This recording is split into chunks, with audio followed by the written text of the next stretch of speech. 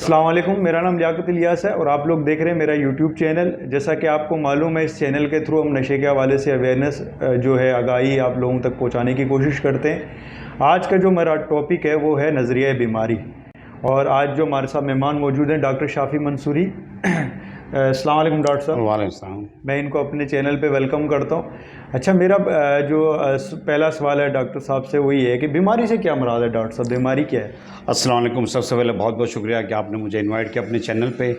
जैसे कि आपने सवाल किया बीमारी से क्या मुराद है, तो हम उसको कह सकते हैं कि डिजीज़ जो है वो डिजीज़ से क्या मुराद है या डिजीज़ किसे कहते हैं। हम डिजीज़ को इस तरह डिफ़ाइन कर सकते हैं: abnormal deviation from the normal structural और फंक्शनल स्टेट और associated with sign and symptoms. यानी बीमारी वो है कि अगर डेविएशन हो जाए, एबनॉर्मली डेविएशन हो जाए नॉर्मल फंक्शन से और नॉर्मल स्ट्रक्चर से, तो फिर हम उससे कहते हैं कि बीमारी लाक हो गई, जिसमें ख़ास किस्म के साइन एंड सिम्टम्स होते हैं जो कि हर बीमारी में मौजूद होते हैं और उनके हर एक के अलग अलग साइन एंड सिम्टम्स होते हैं। रिलेटेड मेरा अगला सवाल है कि बीमारी की कितनी किस्म होती हैं? बीमारी को हम मुख्तलिफ़ अक़साम में डिवाइड कर सकते हैं। तो हम उसको इस तरह भी कह सकते हैं कि बीमारी एक जैसे हो गई, नंबर 1 इन्फेक्शस डिजीज़ हो गई, जो वायरल इन्फेक्शन हो गया, बैक्टीरियल इन्फेक्शंस हो गया, फंगल इन्फेक्शंस हो गया। इसी तरह हम डेफिशिएंसी की वजह से हो सकती है, मुख्तलिफ हार्मोन की डेफिशिएंसी की बीमारियां हो सकती है, विटामिन्स की डेफिशिएंसी की वजह से हो सकती है, हेरिडिटरी बीमारियां होती हैं जिसमें हम कहते हैं मुरूसी बीमारियां हो गई, और बहुत सारी फिजियोलॉजिकल बीमारियां होती हैं। तो हम कह सकते हैं कि हम उसको 4 हिस्सों में इस तरह डिवाइड कर सकते हैं। और लेकिन हम साइकेट्री में जो है वो इस तरह भी कर सकते हैं कि साइकेट्रिक इलनेसेस और जिस्मानी बीमारियां, इस तरह भी हम उसको 2 हिस्सों में डिवाइड कर सकते हैं। क्या डॉक्टर साहब नशा भी एक बीमारी है? इसकी ज़रा वज़ाहत करें। जी हाँ, बिल्कुल, नशा भी एक बीमारी है। जैसे मैंने कहा था ना कि डेफिनेशन ही बीमारी है कि डेविएशंस हो जाए, कि नॉर्मल फंक्शनिंग है या स्ट्रक्चरल स्टेट है, उससे अगर डेविएशन हो जाती है और कुछ साइन एंड सिम्टम्स मौजूद हो तो हम उसे कहते हैं बीमारी। तो नशा भी इसलिए बीमारी कि उसमें भी जो है नॉर्मल फंक्शनिंग है वो मुतासिर होती है, स्ट्रक्चरल डैमेज होता है और मुख्तलिफ़ किस्म के साइन एंड सिम्टम्स होते हैं। हर एक नशे के अपने अपने साइन एंड सिम्टम्स, अल्कोहल के अलग हैं, कोकेन के अलग हैं, ओपियम के अलग हैं, हीरोइन के अलग हैं, सिगरेट के अलग हैं। तो तमाम नशों के अपने अपने साइन एंड सिम्टम्स हैं और डेफिनेटली जो है वो नशा एक बीमारी है। अच्छा, इसी से मैं अब थोड़ा आगे जाऊंगा जी। कि मुझे बताइएगा कि शराब किस तरह हमारे जिस्म को मुतासर कर सकती है, ज़रा इससे इसकी हाँ, देखिए, शराब जो है वो इस तरह मुतासर करती है, एक तो जहन पे उसका असर होता है, ब्रेन पे होता है, दूसरा जिस्म पे होता है। ब्रेन पे ये हम कह सकते हैं कि इसका असर इस तरह होता है कि शराब की वजह से डिमेंशिया भी हो सकता है, जिसे हम भूलने की बीमारी कहते हैं, स्ट्रोक वगैरह भी हो सकता है और न्यूरोपैथीज मुख्तलिफ़ किस्म की हो सकती हैं। इसके अलावा जो है वो जिस्म पे उसके बहुत ज़्यादा असरात होते हैं, जैसे कार्डियोवैस्कुलर सिस्टम से हार्ट पर उसके असरात हो सकते हैं, हाइपरटेंशन हो सकता है, कार्डियोमायोपैथी हो सकती है, और उसके अलावा जो है जीआई जो है गैस्ट्रो इंटेस्टाइनल सिस्टम है उस पर उसके असरात हो सकते हैं। उसकी वजह से अल्सर हो सकता है, ओसोफेजाइटिस हो सकता है, और उसकी वजह से जो है आपका एंडोक्रिनोलॉजी में बहुत ज़्यादा उसमें जो है एब्नॉर्मलिटीज हो सकती है, हार्मोनल इम्बैलेंस हो सकता है, फीमेल के हार्मोन्स इसमें जो है वो इम्बैलेंस हो जाते हैं, जिसकी वजह से इनफर्टिलिटी भी हो सकती है, मेनोपॉज भी हो सकता है, मेंस्ट्रुअल इश्यूज़ भी हो सकते हैं, मेल में भी जो टेस्टोस्टेरोन की डेफिशिएंसी हो सकती है, जिसकी वजह से जो है सेक्सुअल प्रॉब्लम हो सकते हैं और इनफर्टिलिटी वगैरह भी हो सकती है। फिर इसके अलावा हमारे जिस्म के उस पर ये कि न्यूरोपैथी कर सकता है, चलने फिरने में लोगों को दुश्वारी हो सकती है, और इसी तरह के अगर बहुत ज़्यादा लें तो उसके बिहेवियर पर भी इसका असर पड़ सकता है, एग्रेशन में इजाफा हो सकता है, एग्रेसिव हो सकता है, और बिहेवियर हो सकता है, रैश बिहेवियर हो सकता है, ड्राइविंग में प्रॉब्लम हो सकती है जिसकी वजह से एक्सीडेंट्स वगैरह हो सकते हैं, सोशल प्रॉब्लम भी हो सकते हैं, फैमिली प्रॉब्लम भी हो सकते हैं। तो शराब के बहुत सारे नुकसान हैं जो ना सिर्फ सोशली होते हैं, माशरती होते हैं, बल्कि जो है वो जिस्मानी तौर पे भी और ज़हनी तौर पर भी होते हैं।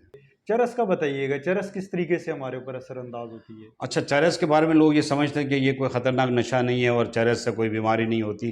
तो मैं ये बता दूं कि चरस बहुत ही ज़्यादा नुकसानदेह और ख़तरनाक है नशा। उसमें ये होता है जब कोई चरस लेता है तो उसकी आंखें जो है रेड हो जाती हैं और उसका रेस्पिरेटरी सिस्टम के अंदर इरिटेशंस वगैरह होने लगते हैं, जिसकी वजह से कफ वगैरह हो जाती है और उसका माउथ जो है वो ड्राई माउथ हो जाता है। इसी तरह जब बाज़ दफ़ा पुलिस वाले किसी को पकड़ लेते हैं तो उसको कहता है आप थूकिए, तो वो थूक नहीं सकता, तो वो उसको सस्पेक्ट करता है कि ज़रूर इसने चरस इस्तेमाल की है, इसीलिए उसका जो है वो ड्राइनेस ऑफ माउथ हो रहा है। इसकी वजह से जो है ये मतलब कार्सिनोजेनिक भी है और ये भी कहा जाता है कि कार्सिनोमा भी कॉज कर सकता है। और उसकी वजह से साइकोसिस भी हो सकता है कि जहनी मर्ज जिसे कहते हैं कि जिसमें loss of touch with reality जिसे कहते हैं साइकोसिस, तो इसकी वजह से साइकोसिस भी हो सकता है और ये शिज़ोफ्रेनिया भी कॉज कर सकता है। अब ये इसी तरीके से एक-एक ड्रग के ऊपर जो है वो मैं चाह रहा था अलग-अलग आपसे बातचीत की जाए। तो इसी तरीके से जैसे आपने अल्कोहल का बताया, आपने चरस का बताया, तो हीरोइन के क्या असरात होते हैं? ज़रा हीरोइन किस तरीके से असरअंदाज होती है हाँ। हमारे जिस्म पे या हमारे ज़हन पे, वो ज़रा बताइएगा। अच्छा, हीरोइन का सबसे ज़्यादा नुकसान उस वक़्त होता है जब कोई उसे आईवी लें, यानी वो इंट्रावेनसली उसे लें, तो इंजेक्शन फॉर्म में जब लेता है तो उसमें एचआईवी के चांसेस बहुत ज़्यादा होते हैं, हेपेटाइटिस के चांसेस बहुत ज़्यादा होते हैं। इसके अलावा जो है जब वो ओवरडोज़ वगैरह के भी चांसेस होते हैं कि अगर ये हाँ, ओवरडोज़ ले आईवी लें में तो तो ये कोमा में मेरा चले ख्याल है ना, एक फिगर वो आए थे कि एक पाकिस्तान में जो है वो एचआईवी पॉजिटिव का सबसे ज़्यादा रेशो जो है वो ड्रग आईडी यूज़र में था। जी हाँ, जो कि हाँ, बिल्कुल सही कह रहे हैं कि इस जी। तरह की रिसर्च आई थी जिसमें हुँ। ये मतलब बताया गया था कि आईवी यूज़र्स में एचआईवी के चांसेस सबसे ज़्यादा होते हैं, फिर हेपेटाइटिस के चांसेस भी बहुत ज़्यादा होते हैं। फिर जो लोग उसे ओरली लेते हैं या स्निफ़ करते हैं, उसमें नाक के अंदर जो है नेज़ल सेप्टम हो सकता है, नेज़ल प्रॉब्लम भी हो सकती है, रेस्पिरेटरी सिस्टम में एब्नॉर्मलिटी हो सकती है, जीआई में कॉन्स्टिपेशन वगैरह ये कॉज़ कर सकता है। और फिर ये है कि हमारे सेंसेस को ख़त्म करता है, जो इनसाइट होती है उसको ये ख़त्म करता है, इंटेलेक्चुअल एबिलिटी को ये ख़त्म करता है और हम जो है वो प्रोफेशनली किसी काम के नहीं रहते और फंक्शनलिटी हमारी मुतासर होती है। सोशली जो है वो बहुत ज़्यादा मतलब प्रॉब्लम होने लगती है हीरोइन की वजह से। डॉक्टर साहब, ये देखा गया है कि एक पेशेंट जब वो एक बंदा जब वो नशा स्टार्ट करता है, उस वक्त वो एक कम क्वांटिटी में नशा कर रहा होता है, आहिस्ता आहिस्ता उसकी क्वांटिटी इंक्रीज़ होती है और पता ये लगता है कि उसको ड्रग से अब वो ज़्यादा क्वांटिटी लेने के बाद भी वो मज़ा नहीं आता जो उसको पहले आता था। इसकी क्या वजूहत है? उसकी वजह ये है कि हम उससे अपनी ज़बान में कहते हैं टॉलरेंस डेवलप हो जाना, कि हम कोई जब मेडिसिन ले रहे होते हैं, फ़र्ज़ करें कि लेक्सोटेनिन अगर कोई ले रहा है एक टैबलेट, तो उसका इफेक्ट एक गोली से हो रहा है, उसको नींद आ रही है। फिर एक वक्त ऐसा आता है कि वो एक गोली उस पर असर नहीं करती, वो 2 पे जाता है, 3 पे जाता है, पूरे एक स्ट्रिप लेता है, जब जाके वो असर करना शुरू होती है। तो आहिस्ता-आहिस्ता उसको डोज़ बढ़ानी पड़ती है। एक्चुअली ये होता है कि जब कोई ड्रग्स वगैरह लेता है तो डोपामाइन रिलीज़ होता है। तो डोपामाइन के जो रिसेप्टर्स हैं वो बहुत ज़्यादा सेंसिटाइज़ हो जाते हैं, तो इतने ज़्यादा सेंसिटाइज़ हो जाते हैं कि इसको और जो है ड्रग्स की ज़रूरत होती है वही फंक्शन करने के लिए। क्योंकि डोपामाइन जो है जब रिलीज़ होता है तो एक अच्छा इफ़ेक्ट आता है उस पर, पेशेंट अच्छा फ़ील करता है, प्लेज़र का इफ़ेक्ट आता है इसमें, ठीक है? तो जब ये आहिस्ता-आहिस्ता लेना शुरू करता है तो वो प्लेज़र का इफ़ेक्ट उसको कम होने लगता है, तो फिर उसको ज़्यादा से ज़्यादा मेडिसिन की ज़रूरत होती है उसी प्लेज़र को हासिल करने के लिए, जिसे हम टॉलरेंस कहते हैं। तो इन ड्रग्स की वजह से जो है वो टॉलरेंस डेवलप होता है और इसी वजह से बाज़ दफ़ा ओवरडोज़ भी हो जाता है। कि जैसे मैंने कहा कि एक पेशेंट जब नशा स्टार्ट करता है, तो आहिस्ता-आहिस्ता वो अपनी नशे की मिक़दार को बढ़ाता चला जाता है। अच्छा, जब वो नशे की मिक़दार बढ़ती है तो ज़ाहिर है डैमेजेस भी उसकी लाइफ में बढ़ जाते हैं। जैसे अब मैं कहूँ कि रिश्तों में ख़राबी पैदा होना शुरू हो जाती है, उसकी नौकरी में ख़राबी पैदा होना शुरू हो जाती है, उसकी एजुकेशन या काम में ख़राबी पैदा होना हुँ। शुरू हो जाती है। लेकिन उसको इस चीज़ का एहसास नहीं होता, वो कहता है कि कुछ नहीं हुआ। हुँ। तो ये क्या वजह है कि उसको रियलाइज़ क्यों नहीं होता कि इतने सारे प्रॉब्लम मेरे इर्द-गिर्द हो रहे हैं? असल में ये है कि जब कोई नशा कर रहा होता है या नशे का जब मरीज़ बन जाता है, तो उसमें जो मोटिवेशंस है वो ख़त्म हो जाती है, बिल्कुल इमोटिवेशनल हो जाता है। ख़ास तौर पे कैनबिस के बारे में ये कहा जाता है, इमोटिवेशनल सिंड्रोम डेवलप हो जाता है। मोटिवेशन का मतलब होता है कि एक ऐसी फ़ोर्स होती है, जो आपको आगे बढ़ने के लिए जो है वो मददगार साबित होती है, ये गोल अचीव करने में मददगार साबित होती है। अगर ये मोटिवेशन ना हो, ये फ़ोर्स ना हो, तो हम कभी आगे की तरफ नहीं बढ़ सकते। तो उनके अंदर ये एहसास ख़त्म हो जाता है, क्योंकि जब वो नशे का आदी होता है तो सारी ज़िम्मेदारियों से बरी-उज़्ज़मा हो जाता है। उसको ना अपने घर की फ़िक्र रहती है, ना माशरे की फ़िक्र रहती है, ना जॉब की फ़िक्र रहती है। इवन उसको अपनी फ़िक्र तक नहीं रहती, अपने जिस्म की फ़िक्र नहीं रहती, अपने ज़हन की फ़िक्र नहीं रहती।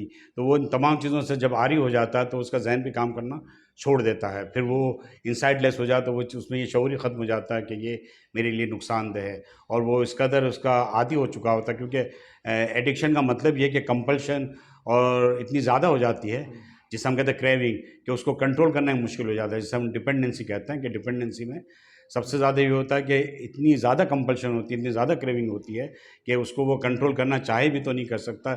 इवन उसके ऑल्टरनेटिव भी मौजूद होते हैं कि आप इस नशे की वजह से ये प्लेजर्स की एक्टिविटीज़ हैं, ये आप करें, तब भी वो यूज़ करता है और इवन उसको जो है उसकी अच्छी मुतबादिल चीज़ें भी बताई जाएँ जो उससे भी बेहतर हो, तब भी वो नहीं करता और उसको उसके नुकसानात भी पता होते हैं उसको मालूम है कि इसके कॉन्सिक्वेंसेज भी अगर पता चल जाए तो वो उसके अंदर आदी हो जाता है कि वो फिर भी वो नशा जारी रखता है। तो डिपेंडेंसी में ये सारी चीज़ें हैं, कंपल्शन, कंट्रोल ना करना, और ये कि ऑल्टरनेटिव अगर उसको मिल रहा है तब भी वो उसकी तरफ नहीं जा रहा, ठीक है, उसको हार्म के कॉन्सिक्वेंसेज तब भी नहीं उस तरफ जा रहा, और टॉलरेंस डेवलप हो जाता है, विड्रॉल्स होते हैं। तो ये 6 सिम्टम्स हैं जिसमें से अगर कोई भी 2-3 हो और 1 साल में हो तो हम उससे कहते हैं कि डिपेंडेंसी हो गई है ड्रग्स की।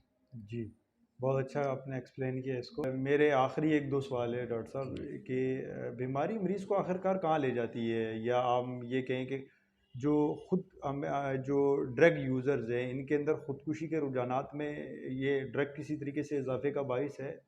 अच्छा, इसमें ये है कि आपने पूछा कि ड्रग्स कहाँ ले जाती है, तो मैं बेसिकली कहूँगा कि ये ड्रग्स का नशा जो इंसान को कब्रिस्तान तक ले जाता है, ठीक है? अगर जब कोई नशे का आदी हो जाता है, बहुत बुरी तरह अगर वो आदी हो जाता है, तो सबसे पहले उसकी फैमिली डिस्टर्ब होती है, उसके माँ-बाप, बहन-भाई डिस्टर्ब होते हैं, उससे रिलेशनशिप ख़राब होते हैं।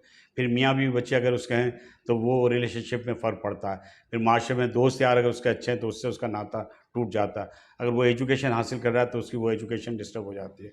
अगर वो कहीं जॉब कर रहा है, तो उसकी वो जॉब ख़त्म हो जाती है या जॉब से निकाला जाता है। बेरोज़गार हो जाता है, तो बेरोज़गारी के अपने इश्यूज़ होते हैं कि फाइनेंशियल क्राइसिस होने लगता है। जब फाइनेंशियल क्राइसिस होने लगते हैं, तो घर में झगड़े शुरू हो जाते हैं कि बीवी उससे कहती है कि तुम कुछ कमा नहीं रहे हो, तुम जो है घर में सौदा-सब ला के नहीं दे रहे हो, बच्चे यानी भूखे कि मर रहे हो एक तो एक आदमी रिलेशनशिप। नशा कर रहा होता है और सिर्फ़ ये नहीं कि वो डिस्टर्ब होता है, उसकी पूरी फैमिली उसके साथ डिस्टर्ब हो रही होती जी है। हाँ, बिल्कुल, ये कि पूरी फैमिली डिस्टर्ब होती है, तो नशा बेसिकली पूरी फैमिली को डिस्टर्ब करने का बायस होता है, कि फैमिली पूरी-पूरी डिस्ट्रॉय हो जाती है। बच्चे डिस्टर्ब हो जाते हैं, उसकी बीवी अगर है, तो बीवी डिस्टर्ब हो जाती है, हुँ। और माँ-बाप, बहन-भाई हैं, तो वो डिस्टर्ब हो जाते हैं, तो पूरा फैमिली सिस्टम खराब हो जाता है। इसी तरह सोशली जो है, सोशल अगर उसकी एक्टिविटीज़ हैं, वो भी सारी डिस्टर्ब हो जाती है कि वो नेबरहुड के अंदर उसके रिलेशनशिप खराब हो जाते हैं। लोगों के साथ उठना-बैठना, रिश्तेदारों में आना-जाना, तो रिश्तेदारों से रिश्तेदारियाँ खराब हो जाती हैं। तो उस तरफ से भी वो नुकसान शुरू हो जाते हैं कि रिश्तेदारियाँ ख़त्म हो जाती है, नेबरहुड से जो है ताल्लुकात ख़त्म हो जाते हैं, ठीक है? इसी तरह जो है कि आपकी जो जो फंक्शनलिटी है, वो आपकी मुतासिर होती है। जब माशरे में कारामद इंसान बन सकते हो, वो आप इंसान नहीं बनते। आप छुपे-छुपे रहते हो, शर्मिंदा-शर्मिंदा से रहते हो, ज़मीर पे आपके एक बोझ-सा होता है, तो आप किसी को फेस नहीं कर सकते, सामना नहीं कर सकते, तो आप आइसोलेशन में चले जाते हो। जब आइसोलेशन में जाते हैं, तो फिर आप डिप्रेशन में भी जाने लगते हो, क्योंकि स्ट्रेसेस बहुत ज़्यादा जमा हो जाते हैं।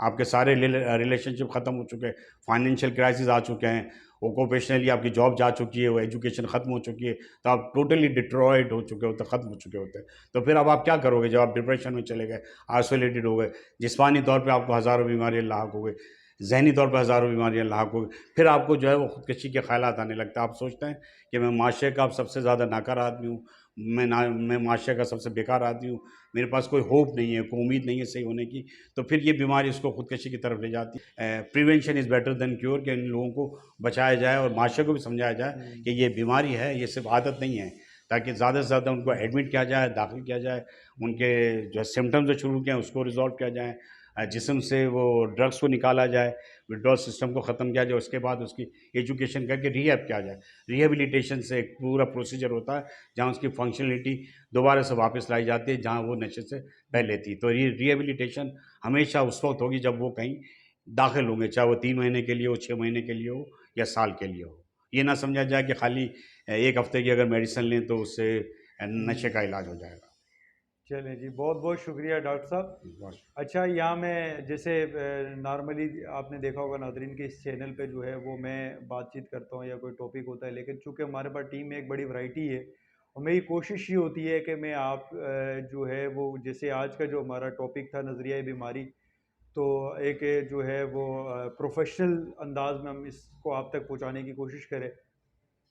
और ज़ाहिर है ये चैनल का मकसद भी जैसे मैंने आपको बताया, बार-बार आपको बताता हूँ कि इस चैनल का मकसद भी यही है कि हम नशे की बीमारी के हवाले से आगाही जो है वो लोगों तक पहुँचा सकें अपने माशरे में। इसके ज़रिए हम एक पार्टिसिपेट करते हैं, जैसे डॉक्टर साहब ने कहा कि जो है वो इसकी हम जितनी आगाही लोगों तक पहुँचाएँगे, जितना हम इसकी जो है वो प्रिवेंशन का मतलब यही है कि हम जाके लोगों को बताएँ।